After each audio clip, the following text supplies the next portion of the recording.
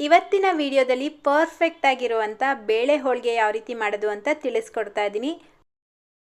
Soft ಆಗಿರುವಂಥ ಹೋಳಿಗೆ ಮಾಡೋದಕ್ಕೆ ಕಣಕ ಯಾವ ರೀತಿ ಕಲಿಸ್ಕೊಳ್ಬೇಕು, ಹಾಗೆ ಹೂರಣ ಯಾವ ರೀತಿ ಪ್ರಿಪೇರ್ ಮಾಡ್ಕೊಳ್ಬೇಕು ಅಂತ ತಿಳಿಸ್ಕೊಡ್ತಾ ಇದ್ದೀನಿ.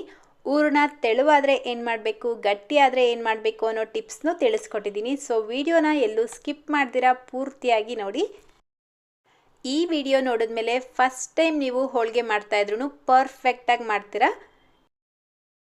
ಹಾಯ್, ನೀವು ನೋಡ್ತಾ ಇದ್ದೀರಾ ಶಾನ್ ಕನ್ನಡ ಚಾನೆಲ್. ವಿಡಿಯೋ ಇಷ್ಟ ಆದರೆ ಪ್ಲೀಸ್ ಲೈಕ್ ಮಾಡಿ, ಹಾಗೆ ಫ್ರೆಂಡ್ಸ್ ಮತ್ತು ಫ್ಯಾಮಿಲಿಯವ್ರ ಜೊತೆಲಿ ಶೇರ್ ಮಾಡಿ.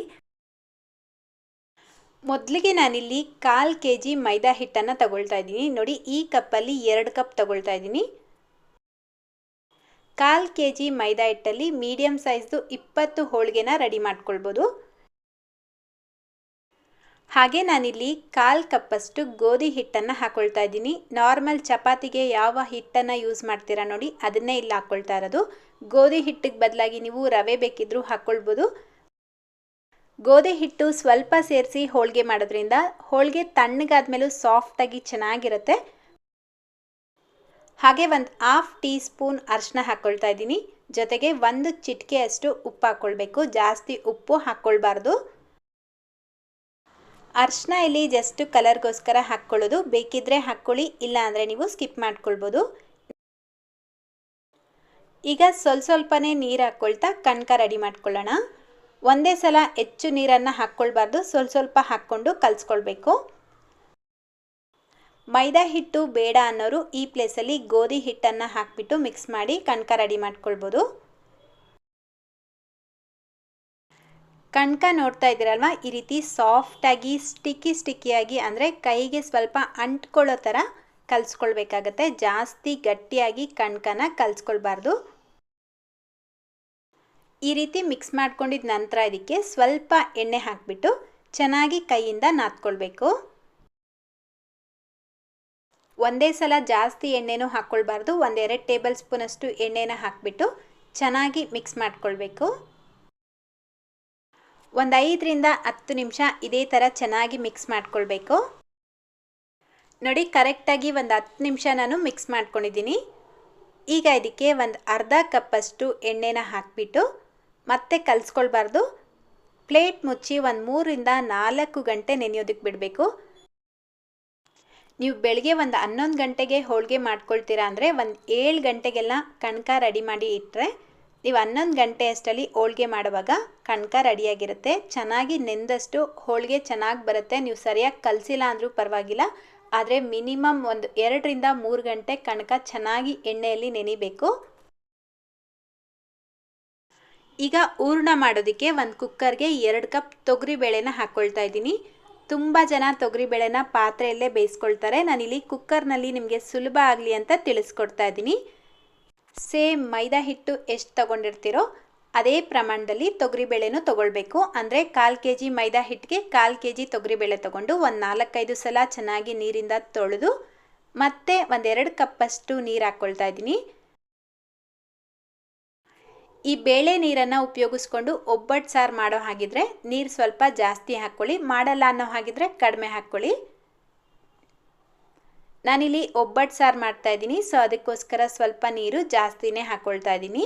ನೀರು ಇಷ್ಟೇ ಹಾಕ್ಕೊಳ್ಬೇಕು ಅಂತ ಏನಿಲ್ಲ, ನಿಮ್ಗೆ ಎಷ್ಟು ನೀರು ಬೇಕೋ ಅಷ್ಟು ನೀವು ಹಾಕ್ಕೊಳ್ಬೋದು. ಹಾಗೆ ಇದಕ್ಕೆ ಅರಿಶಿನ ಎಣ್ಣೆ ಹಾಕ್ಕೊಳ್ಬಾರ್ದು, ಯಾಕಂದರೆ ಬೇಳೆ ಬೇಗ ಬೆಂದೋಗುತ್ತೆ. ಈಗ ಕುಕ್ಕರ್ ಲಿಡ್ನ ಕವರ್ ಮಾಡಿಬಿಟ್ಟು ಐ ಫ್ಲೇಮಲ್ಲೇ 1 ವಿಷಲ್ ಕೂಗಿಸ್ಕೊಳ್ಬೇಕು. ನೆನಪಿರಲಿ, ಒಂದೇ ವಿಷಲ್, ಅದಕ್ಕಿಂತ ಜಾಸ್ತಿ ಕೂಗಿಸ್ಕೊಳ್ಬಾರ್ದು.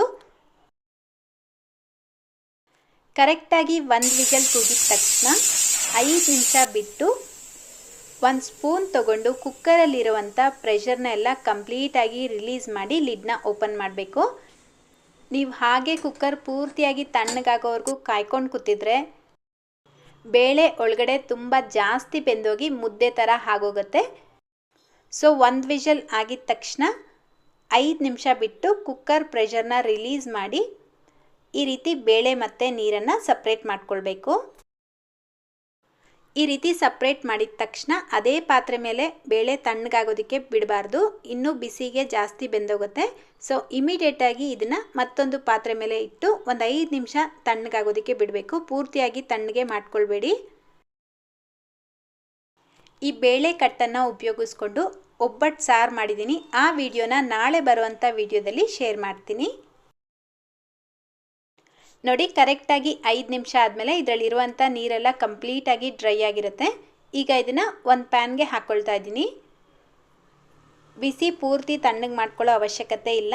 ಜಸ್ಟ್ ನೀರೆಲ್ಲ ಡ್ರೈ ಆಗಿದ ತಕ್ಷಣ ಇದಕ್ಕೆ ಬೆಲ್ಲ ಸೇರಿಸ್ಕೊಳ್ಬೇಕು. ಸೇಮ್ ಕಪ್ಪಲ್ಲೇ 2 ಕಪ್ ಬೆಲ್ಲ ತೊಗೊಳ್ತಾ ಇದ್ದೀನಿ. ಸ್ವೀಟ್ ಹೆಚ್ಚು ಇಷ್ಟಪಡ್ತೀರಾ ಅನ್ನೋ ಹಾಗಿದ್ರೆ ಇನ್ನೂ ಸ್ವಲ್ಪ ಜಾಸ್ತಿ ಬೆಲ್ಲನೂ ಹಾಕ್ಕೊಳ್ಬೋದು. 2 ಕಪ್ ತೊಗರಿಬೇಳೆಗೆ 2 ಕಪ್ ಬೆಲ್ಲ ಕರೆಕ್ಟಾಗಿರುತ್ತೆ. ಈಗ ಇದನ್ನು ಒಂದು ಸಲ ನೀಟಾಗಿ ಮಿಕ್ಸ್ ಮಾಡಿಬಿಟ್ಟು ಈ ಪ್ಯಾನ್ನ ಗ್ಯಾಸ್ ಸ್ಟವ್ ಮೇಲೆ ಇಟ್ಟು ಐ ಫ್ಲೇಮ್ನಲ್ಲೇ ಜಸ್ಟ್ 1 ರಿಂದ 2 ನಿಮಿಷ ಬಿಸಿ ಆದರೆ ಸಾಕು. ಅಂದರೆ ಬೆಲ್ಲ ಲೈಟಾಗಿ ಕರಗಿಸ್ಕೊಳ್ಬೇಕು. ನೀವು ಇಮಿಡಿಯೇಟಾಗಿ ಹೋಳಿಗೆ ಮಾಡ್ಕೊಳ್ತೀರಾ ಅಂದರೆ ಈ ಮೆಥಡು ಕರೆಕ್ಟಾಗಿರುತ್ತೆ. ಅದೇ ನೀವು ಹೂರಣನ ಒಂದು 10-15 ದಿವಸ ಸ್ಟೋರ್ ಮಾಡಬೇಕು ಅನ್ನೋ ಹಾಗಿದ್ರೆ ಬೆಲ್ಲ ಎಲ್ಲ ಕಂಪ್ಲೀಟಾಗಿ ಕರಗಿಸ್ಕೊಂಡು ಈ ಹೂರಣ ಏನಿದೆ ಅದಕ್ಕೆ ಮತ್ತೆ ಗಟ್ಟಿಯಾಗಬೇಕು. ಅಲ್ಲಿ ಗಂಟ ಚೆನ್ನಾಗಿ ಬೇಯಿಸ್ಕೊಂಡು ನಂತರ ತಣ್ಣಗೆ ಮಾಡಿಬಿಟ್ಟು ಮಿಕ್ಸಿಗೆ ಹಾಕ್ಕೊಳ್ಬೇಕಾಗತ್ತೆ. ಆ ರೀತಿ ಮಾಡಿದ್ರೆ ಹೂರಣ ನೀವು ಒಂದು 10 ರಿಂದ 20 ದಿನ ಸ್ಟೋರ್ ಮಾಡ್ಕೊಳ್ಬೋದು. ಸೊ ನಾನಿಲ್ಲಿ ಜಸ್ಟ್ ಒಂದು 2 ನಿಮಿಷ ಮಾತ್ರ ಬೆಲ್ಲ ಲೈಟಾಗಿ ಕರಗಿದ ತಕ್ಷಣ ಪೂರ್ತಿಯಾಗಿ ತಣ್ಣಗಾದ್ಮೇಲೆ ಒಂದು ಮಿಕ್ಸಿ ಜಾರ್ಗೆ ಹಾಕ್ಕೊಳ್ತಾ ಇದ್ದೀನಿ. ಈ ರೀತಿ ರೆಡಿ ಮಾಡ್ಕೊಂಡಿರುವಂಥ ಹೂರಣ ಫ್ರಿಜ್ಜಲ್ಲಿ ಒಂದು 4 ರಿಂದ 5 ದಿನ ನೀವು ಸ್ಟೋರ್ ಮಾಡ್ಕೊಳ್ಬೋದು. ಅದಕ್ಕಿಂತ ಹೆಚ್ಚು ಸ್ಟೋರ್ ಮಾಡ್ಕೊಳ್ಳೋದಕ್ಕೆ ಆಗೋದಿಲ್ಲ. ಇದ್ರ ಜೊತೆಗೇ ಒಂದು 4 ರಿಂದ 5 ಏಲಕ್ಕಿನ ಹಾಕಿಬಿಟ್ಟು ನೀರು ಹಾಕ್ಕೊಳ್ದಿರ ನುಣ್ಣಗೆ ರುಬ್ಕೊಂಡು ಒಂದು ಬೌಲ್ಗೆ ಹಾಕಿಟ್ಕೊಳ್ಳಿ. ನೋಡಿ, ಹೂರಣ ಪರ್ಫೆಕ್ಟಾಗಿ ಬಂದಿದೆ. ಕೈಗೂ ಅಂಟ್ಕೊಳ್ತಾ ಇಲ್ಲ, ಹಾಗೆ ಸಾಫ್ಟಾಗೂ ಇದೆ. ತುಂಬ ಹಾರ್ಡಾಗಿ ಮಾಡಿಕೊಂಡ್ರೆ ಹೋಳಿಗೆ ತಟ್ಟಬೇಕಾದ್ರೆ ಕಣಕ ಒಂದು ಕಡೆ ಹೂರಣ ಒಂದು ಕಡೆ ಆಗುತ್ತೆ. ಸೊ ಸಾಫ್ಟಾಗಿರಬೇಕು. ಹೂರಣ ಜಾಸ್ತಿ ತೆಳುವಾಗೋಯ್ತು, ನೀರಾಗಿ ಆಗೋಯ್ತು, ಉಂಡೆ ಕಟ್ಟೋದಕ್ಕೆ ಬರ್ತಾ ಇಲ್ಲ ಅನ್ನೋ ಹಾಗಿದ್ರೆ ಸ್ವಲ್ಪ ಅವಲಕ್ಕಿನ ಪೌಡರ್ ಮಾಡಿಬಿಟ್ಟು ಇದಕ್ಕೆ ಹಾಕಿ ಮಿಕ್ಸ್ ಮಾಡೋದ್ರಿಂದ ಕರೆಕ್ಟಾದ ಹದಕ್ಕೆ ಬರುತ್ತೆ. ಅದೇ ಥರ ಹೂರಣ ಜಾಸ್ತಿ ಗಟ್ಟಿಯಾಗೋದ್ರೆ ಇದನ್ನು ಮತ್ತೆ ಗ್ಯಾಸ್ ಮೇಲೆ ಇಟ್ಟು 1-2 ಟೇಬಲ್ ಸ್ಪೂನಷ್ಟು ನೀರು ಹಾಕಿ ಸ್ವಲ್ಪ ಹೊತ್ತು ಬಿಸಿ ಮಾಡೋದ್ರಿಂದ ಹೂರಣ ಸಾಫ್ಟ್ ಆಗುತ್ತೆ. ಈಗ ಒಬ್ಬಟ್ಟು ಸಾರು ಮಾಡೋದಕ್ಕೋಸ್ಕರ ಸ್ವಲ್ಪ ಹೂರಣನ ಒಂದು ಬೌಲ್ಗೆ ಹಾಕಿ ತೆಗೆದಿಟ್ಕೊಳ್ತಾ ಇದ್ದೀನಿ. ಉಳಿದಿರೋ ಅಂಥ ಹೂರಣನ ಒಬ್ಬಟ್ಟು ಯಾವ ಸೈಜ್ಗೆ ನೀವು ಮಾಡ್ಕೊಳ್ತಿರೋ ಅದೇ ಸೈಜ್ಗೆ ಉಂಡೆ ಕಟ್ಟಿಟ್ಕೊಳ್ಬೇಕು. ಈ ರೀತಿ ಉಂಡೆ ಕಟ್ಟಿ ರೆಡಿ ಮಾಡಿ ಇಟ್ಕೊಂಡ್ರೆ ತಟ್ಟೋವಾಗ ಸುಲಭ ಆಗುತ್ತೆ. ನೋಡಿ, ಈ ಥರ ರೆಡಿ ಮಾಡಿ ಇಟ್ಕೊಳ್ಳಿ. ಉಳಿದಿರೋ ಅಂಥ ಹೂರಣನ ಒಂದು ಬಾಕ್ಸಲ್ಲಿ ಹಾಕಿ ಫ್ರಿಜ್ಜಲ್ಲಿ ಸ್ಟೋರ್ ಮಾಡ್ಕೊಳ್ಬೋದು. ನೋಡಿ, ಕಣಕ ನಾನಿಲ್ಲಿ ಕರೆಕ್ಟಾಗಿ ಒಂದು 5 ಗಂಟೆ ನೆನೆಸಿದೆ. ತುಂಬ ಸಾಫ್ಟಾಗಿ ರೆಡಿಯಾಗಿದೆ. ಈಗ ಮತ್ತೆ ಒಂದು ಸಲ ಇದನ್ನು ಚೆನ್ನಾಗಿ ಮಿಕ್ಸ್ ಮಾಡಿಬಿಟ್ಟು ಉಂಡೆಗಳನ್ನಾಗಿ ಮಾಡಿಟ್ಕೊಳ್ಳಿ. ಹೂರಣ ಯಾವ ಸೈಜಲ್ಲಿ ತೊಗೊಂಡಿರ್ತೀರೋ ಕಣಕನೂ ಅದೇ ಸೈಜಲ್ಲಿ ತೊಗೊಳ್ಬೇಕು. ಕಣಕ ಜಾಸ್ತಿ ಹೂರಣ ಜಾಸ್ತಿ ತೊಗೊಳ್ಬಾರ್ದು, ಎರಡೂ ಈಕ್ವಲ್ ಆಗಿರಬೇಕು. ನಾನಿಲ್ಲಿ ಹೋಳಿಗೆ ತಟ್ಕೊಳ್ಳೋದಕ್ಕೆ ಹೋಳಿಗೆ ಶೀಟನ್ನು ಯೂಸ್ ಮಾಡ್ತಾ ಇದ್ದೀನಿ. ಈ ಶೀಟನ್ನು ನಾನು ಅಮೆಝಾನಲ್ಲಿ ಆರ್ಡರ್ ಮಾಡಿ ತರಿಸ್ಕೊಂಡಿದ್ದು. ಈ ರೀತಿ ಹೋಳಿಗೆ ಶೀಟ್ ಇಲ್ಲ ಅಂದರೆ ನೀವು ಬಟರ್ ಪೇಪರ್ ಅಥವಾ ಬಾಳೆ ಎಲೆ ಮೇಲೆ ತಟ್ಕೊಳ್ಬೋದು. ಕಣಕನ ಸ್ವಲ್ಪ ಅಗಲ ಮಾಡಿಕೊಂಡು ಅದ್ರ ಮೇಲ್ಗಡೆ ಹೂರಣನ ಇಟ್ಟು ನೀಟಾಗಿ ಎಲ್ಲ ಕಡೆನೂ ಕವರ್ ಮಾಡ್ಕೊಳ್ಬೇಕು. ಎಕ್ಸ್ಟ್ರಾ ಹಿಟ್ಟೇನಾದರೂ ಜಾಸ್ತಿ ಇದ್ದರೆ ತೆಗೆದುಬಿಟ್ಟು ಸೀಲ್ ಮಾಡ್ಕೊಳ್ಳಿ. ಈಗ ಸ್ವಲ್ಪ ಕೈಗೆ ಎಣ್ಣೆನ ಹಚ್ಕೊಂಡು ಈ ರೀತಿ ನಿಧಾನಕ್ಕೆ ಈವನ್ ಆಗಿ ತಟ್ಕೊಳ್ಬೇಕು. ಹೂರಣ ಸಾಫ್ಟಾಗಿ ಮಾಡ್ಕೊಂಡಿರೋದ್ರಿಂದ ನೀವು ಎಷ್ಟು ತೆಳುವಾಗಿ ಬೇಕೋ ಅಷ್ಟು ತೆಳುವಾಗಿ ತಟ್ಕೊಳ್ಬೋದು. ಬೇಳೆ ಒಬ್ಬಟ್ಟು ಸ್ವಲ್ಪ ಮಂದವಾಗಿದ್ರೇ ಚೆನ್ನಾಗಿರುತ್ತೆ. ಸೊ ನಾನು ಅದಕ್ಕೆ ಇಲ್ಲಿ ಮೀಡಿಯಮ್ ಆಗಿ ಮಂದವಾಗಿ ತಟ್ಕೊಂಡಿದ್ದೀನಿ. ನೋಡಿ, ಈ ರೀತಿ ತಟ್ಕೊಂಡು ಡೈರೆಕ್ಟಾಗಿ ಈ ಪೇಪರ್ನ ತವ ಮೇಲೆ ಹಾಕ್ಕೊಳ್ಬೋದು. ಮೊದಲು ತವಾಗೆ ಒಂದು 1/2 ಟೀ ಸ್ಪೂನ್ ಎಣ್ಣೆ ಹಚ್ಚಿ ಐ ಫ್ಲೇಮಲ್ಲಿ ಚೆನ್ನಾಗಿ ಬಿಸಿ ಮಾಡಿಬಿಟ್ಟು ನಂತರ ಹಾಕ್ಕೊಳ್ಬೇಕು. ಈ ಶೀಟ್ನ ಡೈರೆಕ್ಟಾಗಿ ತವ ಮೇಲೆ ಹಾಕಿ ಜಸ್ಟ್ 1 ಸೆಕೆಂಡ್ ಬಿಟ್ಟು ತೆಗೆದುಬಿಡಿ. ಈಗ ಮೀಡಿಯಮ್ ಫ್ಲೇಮಲ್ಲೇ ಒಂದು ಕಡೆ ಚೆನ್ನಾಗಿ ಬೆಂದ ಮೇಲೆ ಇದನ್ನು ಉಲ್ಟಾ ಮಾಡಿ ಹಾಕ್ಕೊಳ್ಬೇಕು. ಒಬ್ಬಟ್ಟು ಮಾಡಬೇಕು ಅಂದರೆ ಒಂದು ನೆನಪಲ್ಲಿ ಇಟ್ಕೊಳ್ಬೇಕು, ಪದೇ ಪದೇ ಅದನ್ನು ಉಲ್ಟಾ ಮಾಡಿ ಹಾಕ್ಕೊಂಡು ಚಪಾತಿ ಥರ ಎಲ್ಲ ಬೇಯಿಸ್ಕೊಳ್ಬಾರ್ದು. ಒಂದು ಕಡೆ ಕರೆಕ್ಟಾಗಿ ಬೆಂದಿದ ತಕ್ಷಣ ಇನ್ನೊಂದು ಕಡೆ ಉಲ್ಟಾ ಮಾಡಿ ಹಾಕ್ಕೊಂಡು ಬೇಯಿಸ್ಕೊಳ್ಬೇಕು ಅಷ್ಟೇ.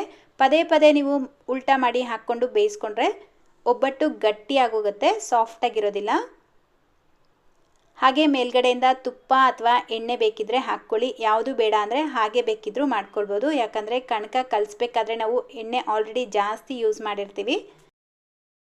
ನೋಡ್ತಾ ಇದ್ದೀರಲ್ವಾ ಹೋಳಿಗೆ ಎಷ್ಟು ಸಾಫ್ಟಾಗಿದೆ, ನೋಡಿದ್ರೇ ಗೊತ್ತಾಗುತ್ತೆ, ತುಂಬಾ ಸಾಫ್ಟಾಗಿ ಬಂದಿದೆ. ಈಗ ಹೋಳಿಗೆ ಶೀಟ್ ಇಲ್ಲ ಅಂದರೆ ಈ ರೀತಿ ಪ್ಲಾಸ್ಟಿಕ್ ಕವರ್ ಮೇಲೂ ಸೇಮ್ ಪ್ರಾಸೆಸ್ಸಲ್ಲೇ ಮಾಡ್ಕೊಳ್ಳಿ. ಕಣಕನ ಸ್ವಲ್ಪ ಅಗಲ ಮಾಡಿಕೊಂಡು ಮಧ್ಯದಲ್ಲಿ ಹೂರಣ ಇಟ್ಟು ನೀಟಾಗಿ 4 ಕಡೆ ಫಿಲ್ ಮಾಡಿಬಿಟ್ಟು ಲೈಟಾಗಿ ಪ್ರೆಸ್ ಮಾಡಿ ಇದ್ರ ಮೇಲ್ಗಡೆಯಿಂದ ಮತ್ತೆ ಕವರ್ನ ಮುಚ್ಚಿ ಚಪಾತಿ ಮಾಡುವಂಥ ಲಟ್ಟಣಿಗೆಯಿಂದ ನಿಧಾನಕ್ಕೆ ಲಟ್ಟಿಸ್ಕೊಳ್ಬೇಕು.